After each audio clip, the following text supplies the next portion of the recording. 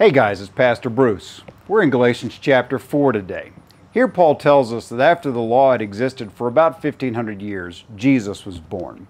Paul uses the phrase, in the fullness of time. And there are two aspects to this. First, there's God's perfect timing. He had predicted through the prophets when Jesus would come to earth, and Jesus didn't come 1 minute early or 1 minute late.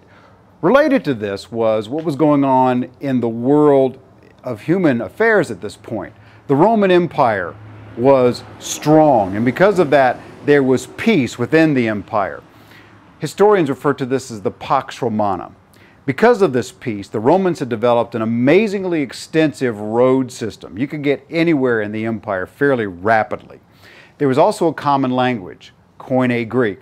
It's what the New Testament is written in. And because of the technology of that time, Christianity could spread very rapidly after Jesus had ascended to be with the Father.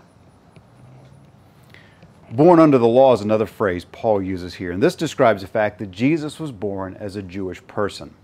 Because of that, Jesus was expected to adhere to the law, but he did so much better than that. Jesus obeyed every letter of the law, and it's because of this and through his substitutionary death on the cross that his blood redeems all who have faith in him. To be redeemed means to be bought out of the slave market of sin, to be freed.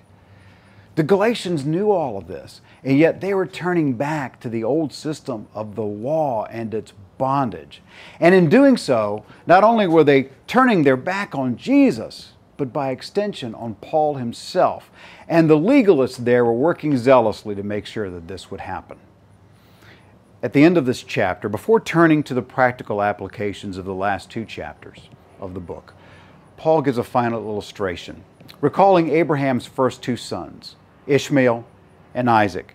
And he compares the legalist to being like Ishmael, in bondage to the law. Now I got to tell you, this wasn't going to sit too well with them because they saw themselves as being sons of the promise through Abraham and Isaac. But Paul explains that believers are the sons and daughters of promise through faith.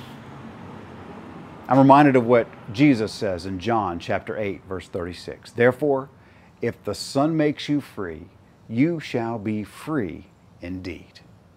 God bless you as you go.